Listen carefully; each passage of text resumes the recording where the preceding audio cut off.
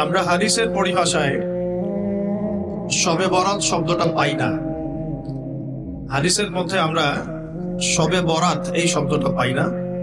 আমরা পাই লাইলাতুন নিসফুম মিনা শাবান, শাবান মাসের মধ্য তারিখ অর্থাৎ 15ই শাবানের মহিমান্বিত রজনী এভাবে পাওয়া যায়। শবে বরাত শব্দে হাদিসের মধ্যে কোনো পরিভাষা পাওয়া যায় না। তো প্রথমে এখান থেকে কিছু কথা বলে আমি মূল আলোচনায় যাবো ইনশাআল্লাহ। আমাদের সমাজে একটা সমস্যা হচ্ছে ইসলামিক ফরজ, ওয়াজিব, সুন্নত, মুস্তাহাব এই যে পরিভাষাগুলো আছে, ফরজ বিষয়গুলো নিয়ে আমাদের মধ্যে খুব একটা তর্ক নাই, খুব একটা বিভেদ তর্ক নাই। নামাজ 5 ওয়াক্ত, কেউ কখনো তর্ক করেছে নামাজ 4 ওয়াক্ত না 6 ওয়াক্ত?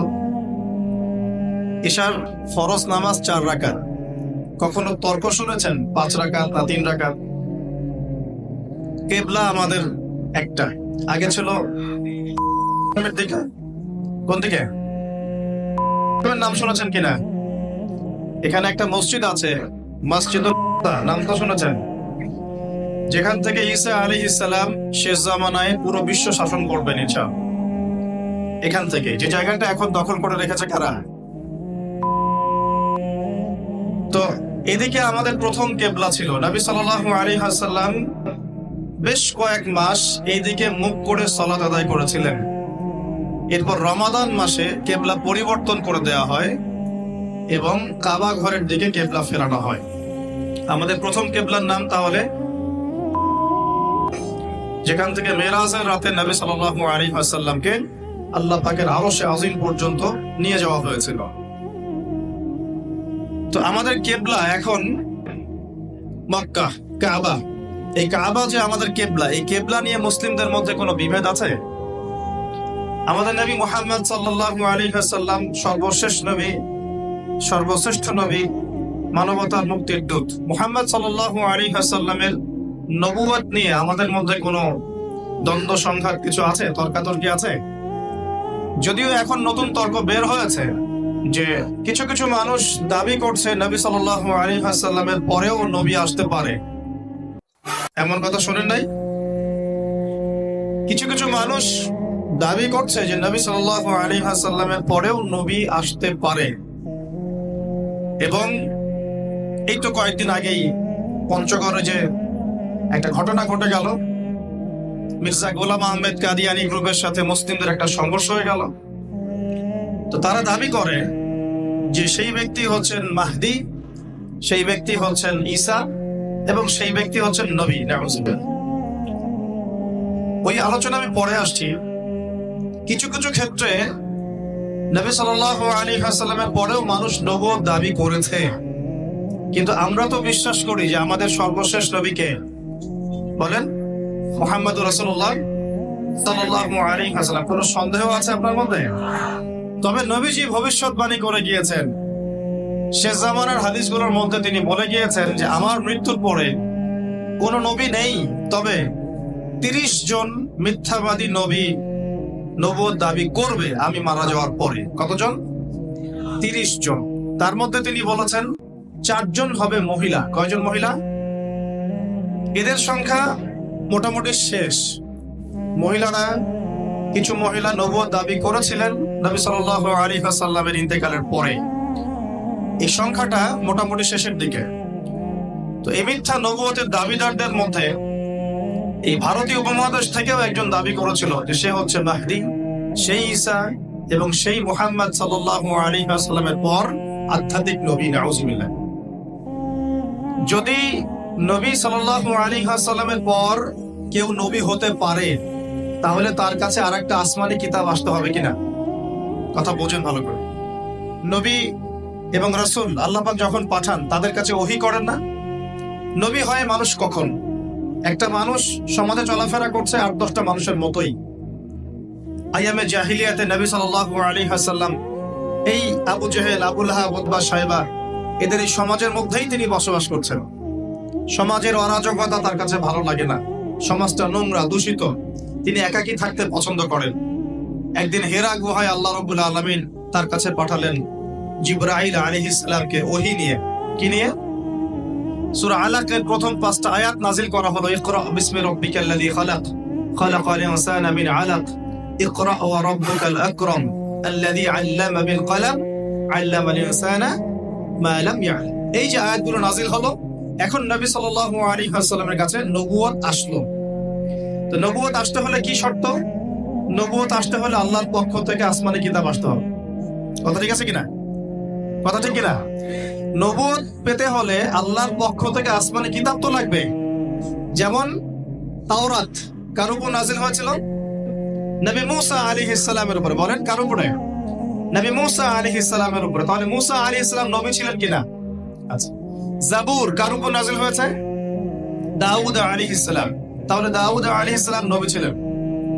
ইনজিল কার উপর নাজিল হয়েছে?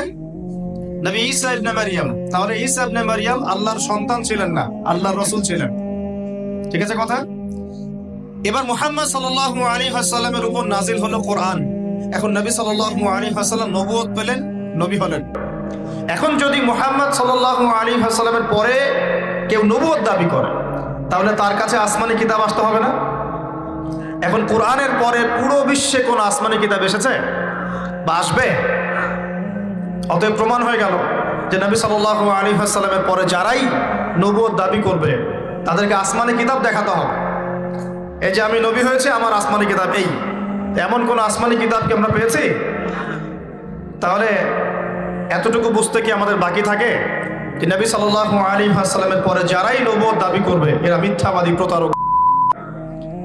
নবীজি বলেছেন, আমার মৃত্যুর পরে বহু মিথ্যাবাদী দাজ্জাল বের হবে, যারা হবে মিথ্যাবাদী মহা প্রতারক। তোমরা জেনে রেখো, আমি সর্বশেষ নবী, লা নবিয়্যা বা'দি, আমার পরে কোনো নবী নাই। তবে আমার পরে যদি কোনো নবী হতো তাহলে ওমর হতো নবী। কে হতো নবী? বলেন সুবহানাল্লাহ। আসুন, তো দুঃখ লাগে তখন যখন ওয়াজ মাহফিলের প্যান্ডেলে বসে ওয়াজ করতে করতে তাদের পণ্য খেতে হয়। ওয়াজ মাহফিলের প্যান্ডেলে বসে ওয়াজ করছি, মিথ্যা নবুয়ত স্পষ্ট করছি, এটা আমার সামনে তাদের প্রোডাক্ট পড়ে আছে, পণ্য পড়ে আছে। আমরা ধর্মতাত্ত্বিক ক্ষেত্রে অনেক আবেগী। ধর্মতাত্ত্বিক ক্ষেত্রে আমরা খুব আবেগী জাতি, কিন্তু বাস্তবতা আমরা বুঝি না। একটা বাতিল ফেরকা বা একটা বাতিল দর্শনকে থামিয়ে দেওয়া যায় কিভাবে? অর্থনৈতিকভাবে বয়কট করে। কিভাবে? বলেন, কথা বুঝতে পারছেন না মনে হয়? একটা বাতিল ফেরকা, বাতিল আদর্শ, জুলুম, জালেম, এদেরকে থামিয়ে দেওয়ার অন্যতম মাধ্যম হচ্ছে অর্থনৈতিকভাবে বয়কট করা। যে জালেমরা সারা বিশ্বে মুসলিমদেরকে পাখির মতো হত্যা করছে, আমি মুসলিম হিসেবে ওর পণ্য ব্যবহার করব না। সিম্পল। কোনো সমস্যা? এটা আমার ব্যক্তি স্বাধীনতা। আপনি চাইলে করতে পারেন, আপনি চাইলে করতে না পারেন। কেউ বাধ্য করতে পারবে না, আপনাকে করতেই হবে বলতে পারবে? তা আমি দেখছি সারা বিশ্বে মুসলিমদের উপর নির্যাতন, নিপীড়ন চালাচ্ছে অমুক অমুক অমুক সভ্যতা। তা আমি আমার দেশীয় প্রোডাক্ট ব্যবহার করব, আমার দেশের অর্থনীতি সমৃদ্ধ হবে। আমি কেন জালেমদেরকে অর্থনৈতিকভাবে সচ্ছল করে দিব?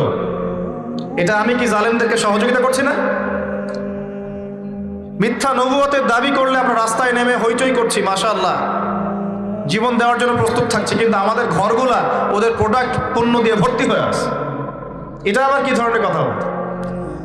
আল্লাহ পাক আমাদেরকে বোঝার তৌফিক দান করুন। অর্থনৈতিকভাবে যখন আপনি বয়কট করবেন, তার মানে আপনি একটা বাতিল দর্শনের ফান্ডিংটা বন্ধ করে দিলেন। মনে করেন সুদ হালাল না হারাম? সুদ তো ফরজ এখন, মাশাআল্লাহ, নাকি ভাই? এখন তো ফরজ হয়ে গেছে। আল্লাহ পাকের কাছে কি হালাল না হারাম? হারাম। মাদক আল্লাহর কাছে হারাম, আমাদের সমাজে ফরজ হয়ে গেছে না? মাদক ছাড়া চলতে পারে মানুষ? আস্তাগফিরুল্লাহ, আল্লাহ মাফ করুন। আমাদের যুব সমাজকে কুরে কুরে খাচ্ছে কে? বলেন। আমাদের যুব সমাজের চরিত্র নষ্ট করছে কি? মাদক আর এই জেনা নয় কি? মাদক আর জেনা আমাদের যুব সমাজের চরিত্র নষ্ট করে ফেলছে। আল্লাহর কাছে হারাম, কিন্তু আমাদের কাছে এগুলো আমরা জায়েজ করে নিয়েছি, নাউযুবিল্লাহ। তো আল্লাহ রাব্বুল আলামিন যেটা হালাল করেন, মানুষকে সেটা হারাম করতে পারবে? আবার আল্লাহ পাক যেটাকে হারাম করেছেন, মানুষ সেটা হালাল করে নিতে পারবে?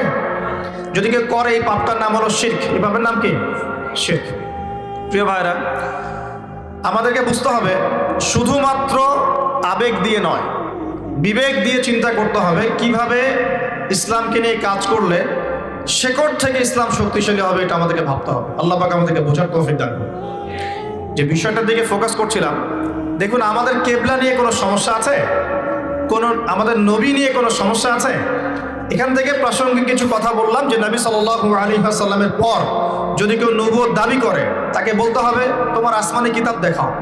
কি দেখাও? তোমার উপর কোন আসমানি কিতাব নাজিল হয়েছে ওটা দেখাও। যদি কোরআনের পর কোনো কিতাব তুমি দেখাতে পারো, তাহলে তোমাকে নবী হিসেবে মেনে নিব, কোনো সমস্যা নেই। পারবে? কেউ পারবে? আল্লাহ পাক আমাদেরকে বোঝার তৌফিক দান। এখন আমাদের ফরজ বিষয়গুলোকে নিয়ে কিন্তু খুব একটা তর্ক দেখা যায় না। নামাজ কয় ওয়াক্ত, কেবলা কোনটা, নবী সাল্লাল্লাহু আলাইহি ওয়াসাল্লাম আমাদের নবী কিনা,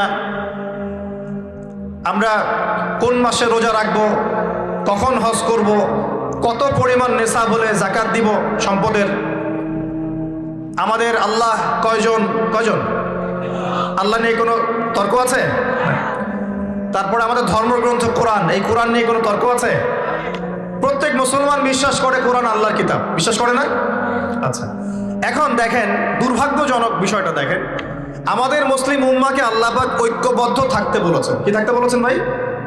আল্লাহ পাক সূরা আলে ইমরানের 103 নম্বর আয়াতে বলছেন যে ওয়া'তাসিমু বিহাবলিল্লাহি জামিআন ওয়া লা তাফাররাকু, তোমরা আল্লাহ পাকের রজ্জু মানে কোরআন সুন্নাহ ইসলাম এটাকে শক্ত করে একসাথে ধরে থাকো, দলে দলে বিভক্ত হয়ে যেও। কে বলেছেন? আল্লাহ। এখানে কয়েকটা আদেশ, তোমরা আল্লাহ পাকের রজ্জু শক্ত করে ধরো, ঢিলে ঢালা ভাবে ধরো না, শক্ত করে ধরো, আর একসাথে ধরো, একাকি ধরো না, একসাথে ধরো, শক্ত করে ধরো, একসাথে ধরো, ওয়ালা তাফাররাকু, বিভক্ত হয়ে যেও না। তিনটা কথা, বুঝতে কোনো অসুবিধা হচ্ছে? আচ্ছা, এখন আল্লাহ পাক বিভক্ত হতে নিষেধ করেছেন, কিন্তু নবীজি হাদিসে বলছেন যে লাতাফতারিকু আলা 73 মিল্লা, তোমরা 73টা দলে ভাগ হয়ে যাবে। বলি নাউজুবিল্লাহ। কত দলে ভাই? 73 মানে কিন্তু শুধু 73 নয়, 73 মানে অসংখ্য। আরবি দিয়ে যখন সংখ্যার আধিক্য বোঝায় তখন এরকম সংখ্যা প্রয়োগ করা হয়। জান্নাতের দূরত্ব 40 বছরের পথ, মানে কি 40 বছর পায়ে হেঁটে? বোঝানো হচ্ছে যে অনেক ডিস্টেন্স হলেও 40 বছরের দূর থেকে আপনি গন্ধ পাবেন।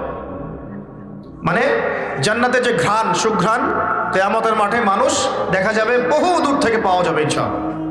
একইভাবে জাহান্নামের চিৎকার বহু দূর থেকে মানুষ শুনতে পারবে ইনশাআল্লাহ। এগুলো দূরত্ব বোঝাতে এরকম 40 বছর, 70 বছর, 100 বছর, 73 এরকম সংখ্যা প্রয়োগ করা হয়। 73 মানে শুধু 73টা দলই নয়, বাংলাদেশেই তো 100টার বেশি দল আছে, আছে না? বাংলাদেশেই তো, উপমহাদেশেই তো 100, 200, 300 দল পাওয়া যাবে। প্রত্যেক দলের উপদল, শাখা দল আছে, আছে না? তো আল্লাহ পাক বলছেন একসাথে থাকতে, নবীজি বলছেন তোমরা বিভক্ত হয়ে যাবে, ভবিষ্যৎবাণী মানে তোমরা হবে। তবে কুল্লুহুম ফিন্নার, তোমাদের প্রত্যেকটা দল জাহান্নামে যাবে। বলি নাউজুবিল্লাহ। ইল্লা মিল্লাতান ওয়াহিদা, একটা মাত্র দল ছাড়া।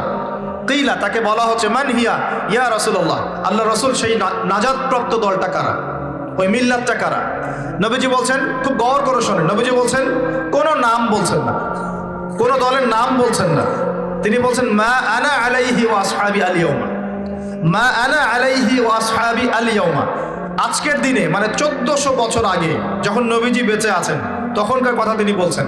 আজকের দিনে আমি আর আমার সাহাবীরা যে আদর্শ, যে মতবাদ, যে আকীদা আমলের উপর আছি, এর উপরে যারা থাকবে তারা জান্নাতি ইনশাআল্লাহ। বলে সুবহানাল্লাহ।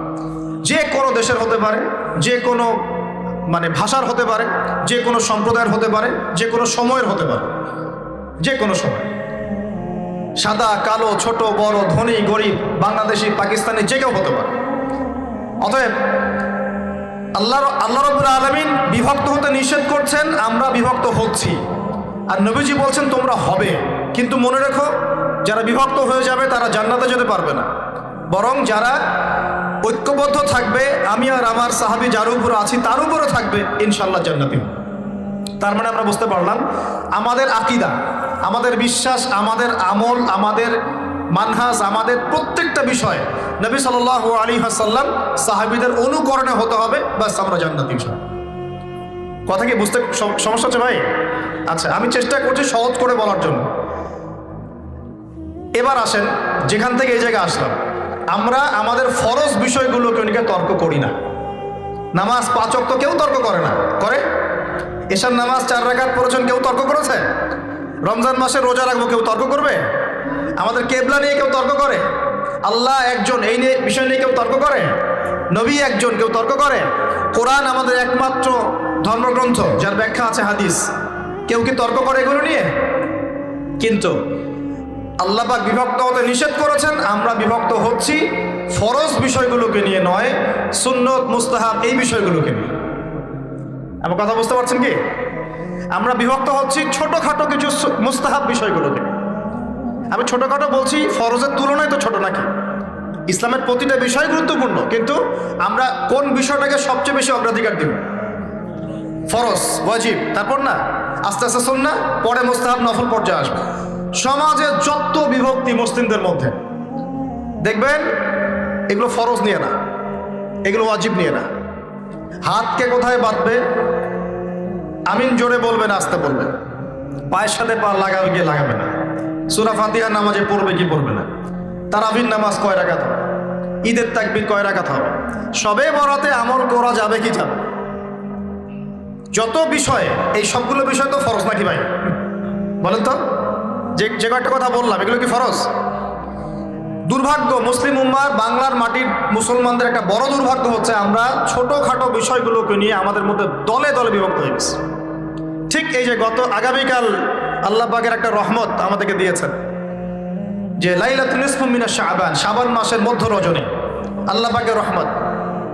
এই বিষয়টাকে নিয়েও বাংলাদেশে আমি দেখলাম, এটা নিয়ে আমি লেকচার দিতে চাই নাই, কারণ এগুলো আমি আসলে খুব একটা মাহফিলেও বলি না, এটা আমার ট্র্যাকও না। আমি অন্য বিষয়গুলো দিয়ে বেশি কথা বলি, আপনারা জানেন এটা। আমাকে কখনো কি হাত বাঁধা নিয়ে ঝগড়া করতে দেখেছেন? আমার লেকচারে কখনো আমিন জোরে আসতে নিয়ে কথা বলতে দেখেছেন?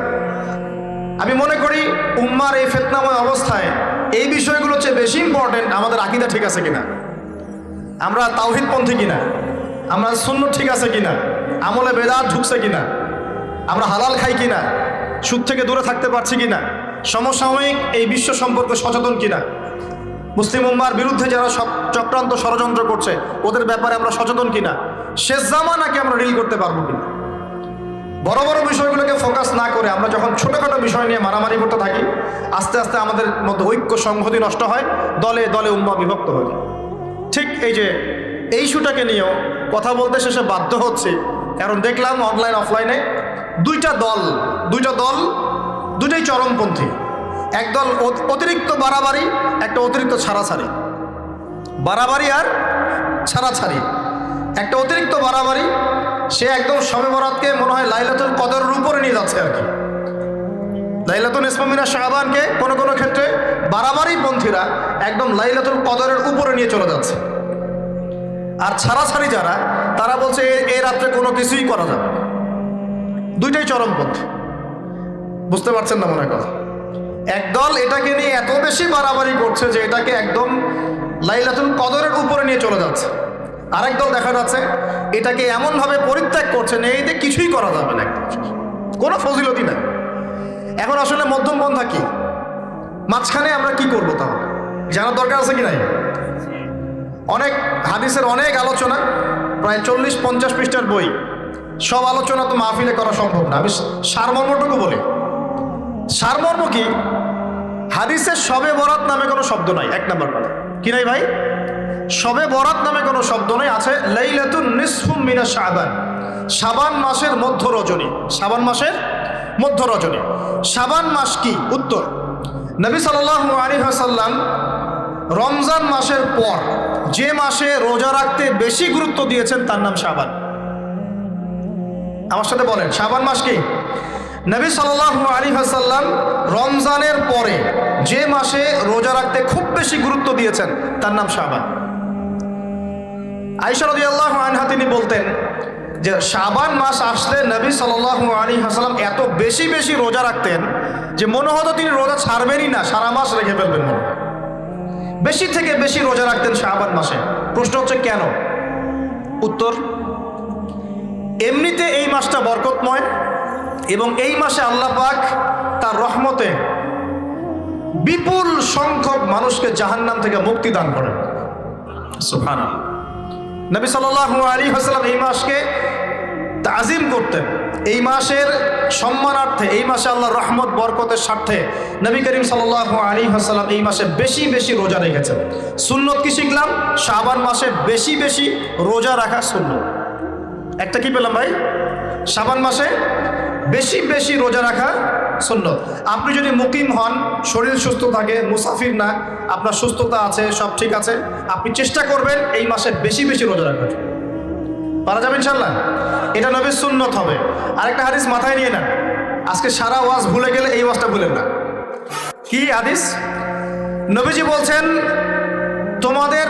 তোমাদের সামনে, হে আমার সাহাবীরা, তোমাদের সামনে এমন একটা যুগ আসছে, ওই যুগে আমার সুন্নতকে ধরে রাখাটা হাতের মধ্যে আগুন ধরে রাখার মতো হবে। আমি অনেকদিন এই লেকচারে এই হাদিসটা বলেছি।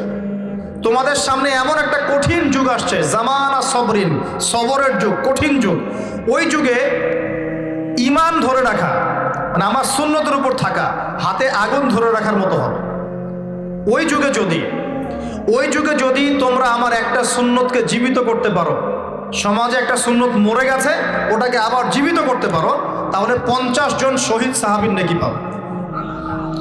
হাদিসটা বুঝলেন? শুধু নেকি না, আপনি 50 জন শহীদ সাহাবীর নেকি পাবেন যখন চলমান সমাজে একটা সুন্নত মিটে গেছে, নাই, মানুষ আমল করছে না, কিন্তু আপনি সেটাকে জীবিত করলেন। পারা যাবে ইনশাল্লাহ। একটা দেখাচ্ছি, যেমন সাহাবীদের যুগে মানুষ মসজিদে ঢুকলে কি করতো জানেন? আগে 2 রাকাত নামাজ পড়তো। কি করতো? মসজিদে ঢুকেই, ওযু অবস্থায় মসজিদে ঢুকেই তারা বসতেন না। আগে 2 রাকাত নামাজ পড়তেন, দুখুলুল মসজিদ বা তাহিয়াতুল মসজিদ, তারপরে বসতেন। আর নবীজি বলেছেন, কিয়ামতের আগে আগে এই দুখুলুল মসজিদ, তাহিয়াতুল মসজিদ, এই নামাজটা উঠে যাবে। উঠে যাচ্ছে না আস্তে আস্তে। মসজিদে ঢুকলে মানুষ ধাপ করে বসে পড়ে, তাই না? মানুষ ভুলেই গেছে এটা সুন্নত। এখন আপনি যদি এই সুন্নতটাকে আবার জীবিত করতে পারেন, ইনশাল্লাহ 50 জন শহীদ সাহাবীর নেকি পাবেন। সমাজে এখন দাড়ি শেভ করা ফ্যাশন হয়ে গেছে, বুঝছে না? অনেকে শেভ না করলে চাকরি দেয় না। শেভ না করলে কি হয় না? চাকরি পাওয়া যায় না। স্কুলে তো না, কলেজে গিয়ে পড়তে গেলে ক্লাস করতে দেয় না। দাঁড়িয়ে আছে, যাও শেভ করে আসো, তাই বলে। এখন সমাজ চলছে উল্টা। এখন যদি আপনি নবীর সুন্নতকে আবার জীবিত করতে পারেন, 50 জন শহীদ সাহাবীর নেকি পাবেন। রাতে ঘুমানোর সময় একটা সুন্নত আছে, 33 বার সুবহানাল্লাহ, 33 বার আলহামদুলিল্লাহ, 34 বার কি আল্লাহু আকবার। আপনি যদি পড়তে পারেন, ইনশাআল্লাহ আল্লাহ পাক আপনাকে নেকি দেবেন। সমাজে বহু মানুষ চুল একদম এখন মেসি রোনাল্ডো কাট, তাই না? মেসি কাট আর রোনাল্ডো কাট। আর আমি সিলেট অঞ্চলে দেখে আসছি একদম লন্ডন কাট, 2 পাশ ছিলে, মাঝখানে চুল। লন্ডন থেকে শিখে আসছে। এখন চুলেরও কিন্তু সুন্নত আছে, আছে কি নাই? দাড়ির যেমন সুন্নত আছে, চুলের সুন্নত নাই। একদম সামন পিছন সমান করতে পারেন, অথবা যদি চুল নাই থাকে তাহলে চুল মাথা মুন্ডন করেও রাখতে পারেন। অনেক সাহাবীর মাথা মুন্ডিত ছিল। আবার অথবা কানের লতি পর্যন্ত বা কাঁধ বাবড়ি রাখতে পারেন। এটা চুলের সুন্নত হলো কিনা? এখন সমাজের সব মানুষ এই সুন্নতটাকে ভুলে গেছে। আপনি সুন্নত মনে করে রেখেছেন, ইনশাল্লাহ আপনি নেকি পাবেন ইনশাআল্লাহ। এরকম অগণিত সুন্নত আছে, অগণিত, যেগুলো আমাদের সমাজ থেকে আস্তে আস্তে উঠে যাচ্ছে। আমি খুব দুঃখের সাথে বলছি, অনেক মসজিদে ফরজ নামাজ পড়ার পরে আমরা কি করি?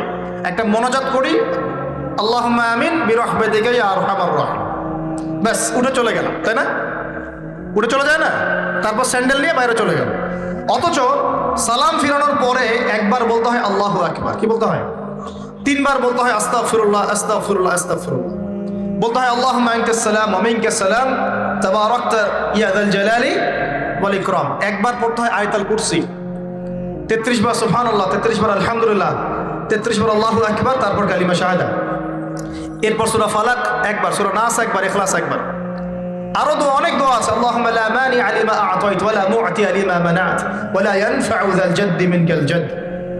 পড়তে হয় আল্লাহুম্মা ইন্নী আউযু বিকা মিনাল হাম্মি ওয়াল হাযান ওয়াল আজজি ওয়াল কাসালি ওয়াল বুখলি ওয়াল জুবন ওয়া দালা'id দাইন ওয়া গালাবাতির রিজাল। পড়তে হয় আল্লাহুম্মা আ'ইন্নী আলা যিকরিকা ওয়া শুকরিকা ওয়া হুসনি ইবাদাতিক। আরো অনেক দোয়া আছে। দেখেন তো, মোনাজাত করেন, আমি তো না করছি না, আমি তর্ক করতে আসি না এখানে। এটা নিয়ে আমি ঝগড়া করতে আসি, কিন্তু এই সুন্নতটা যে উঠে গেল, মোনাজাতটা করে যে মসজিদ থেকে বের হয়ে চলে গেলে, এই সুন্নতটার উপর আমল কে করবে? সুন্নত উঠে গেল না? আর আপনি যদি বসে এখন সুন্নতটা প্রতিষ্ঠা করেন, 50 জন শহীদ সাহাবীর নেকি পাবেন ইনশাআল্লাহ।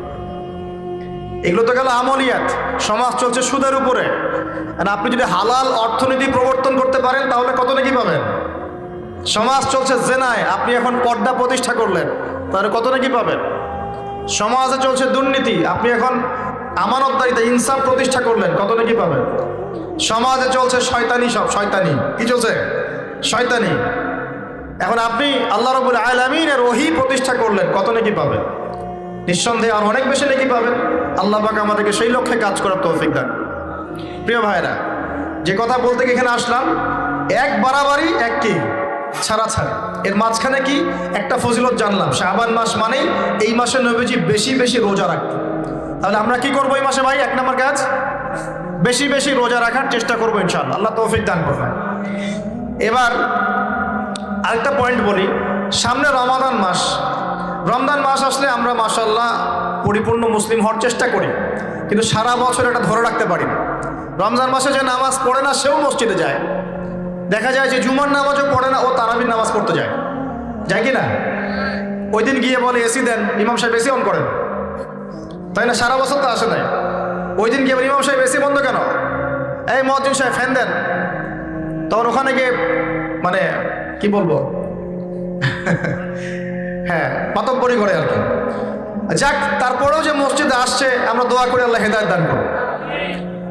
আমরা তো কাউকে পিছনে ফিরাই দিব না, দিব? এখন রমজান মাস আসলে আমরা মাশাআল্লাহ রোজা রাখি, মানুষকে ইফতার করাই, দান সদকা করি, আমরা যাকাত দেই, তারাবি পড়ি, কোরআন তেলাওয়াত করি, আমরা মাশাআল্লাহ অনেক আমল করি। এই আমলগুলো কি একবারে ধাপাস করে ধরে ফেলা সম্ভব না? একটা আস্তে আস্তে ট্রেনিং প্রসেস লাগে। একটা ফ্যান চালু করবে, ফ্যানটা কি শুরুতেই ধাপাস করে ঘুরতে শুরু করবে, নাকি আস্তে স্লোলি স্লোলি সে মোমেন্টাম ধরবে? কোনটা? আস্তে আস্তে সে গতি পাবে না, ধীরে ধীরে গতি পাবে। ঠিক শাবান মাসে এত বেশি রোজা রাখা, ইবাদত করার অর্থ কি? যাতে রমজান মাসে আপনি পরিপূর্ণ ইবাদত করতে পারেন। বুঝতে পারছেন কথা?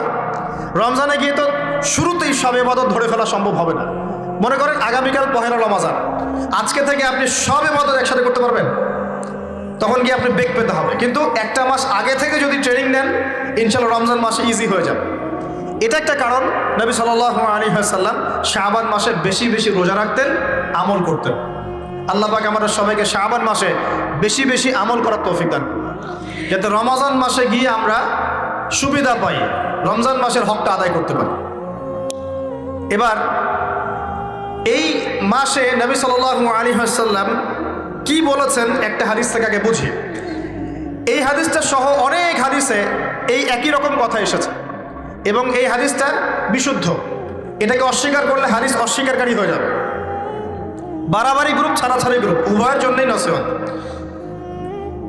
নবী সাল্লাল্লাহু আলাইহি ওয়াসাল্লাম বলেছেন, ইন্নাল্লাহা তাআলা, নিশ্চয় আল্লাহ রাব্বুল আলামিন, লা ইয়াত্তালিউ ফি লাইলাতিন নিসফি মিন শাবান, শাবান মাসের মধ্য রজনীতে আল্লাহ রাব্বুল আলামিন তার রহমতের দৃষ্টি প্রশস্ত করেন। সুবহানাল্লাহ। আল্লাহ পাক শবে বরাত মানে আমরা যেটা বুঝি প্রচলিত অর্থে, লাইলাতুন নিসফি মিন শাবান, শাবান মাসের মধ্য রজনী, যে 15 শাবানের এই যে রজনী, এই রাতে আল্লাহ রাব্বুল আলামিন তার সৃষ্টির দিকে তার রহমতের দৃষ্টিটা প্রশস্ত করে দেখেন, প্রশস্ত করেন। এবং ওয়াগফিরু লিজামিই খালকিহি, আল্লাহ পাক তার সমস্ত সৃষ্টিকে মাফ করে দেন। আল্লাহ পাক কি করেন? তার সমস্ত সৃষ্টিকে কি করেন? মাফ করে দেন। কথাটা ভালো করে বোঝেন। আল্লাহ পাক তার সমস্ত সৃষ্টিকে মাফ করে দেন, ইল্লা, তাদেরকে ব্যতীত। এক, ইল্লা লিমুশরিকিন, 1 নাম্বার যে ব্যক্তি মুশরিক, যে শিরক করে আল্লাহর সাথে, যে আল্লাহর সাথে শিরক করে। আর 2, মুশাহিনিন, যে ব্যক্তি অন্তরে মানুষের সাথে বিদ্বেষ পোষণ করে, হিংসা বিদ্বেষ মনে আছে এরকম ব্যক্তি, এবং মনের মধ্যে শিরক আছে, শিরকি আকীদা, মুশরিক, এই 2 শ্রেণীর মানুষ ছাড়া আল্লাহ পাক সমস্ত মানুষকে মাফ করে দেন। সুবহানাল্লাহ। তাহলে এই রাতের ফজিলত প্রমাণ হলো কিনা? রাতের ফজিলতটা প্রমাণ হলো কিনা? আচ্ছা, এখন এর ব্যাকআপ আরো অনেকগুলো হাদিস আছে। ওই সবগুলো হাদিসকে একত্রিত করলে এমনই কনক্লুশন আসে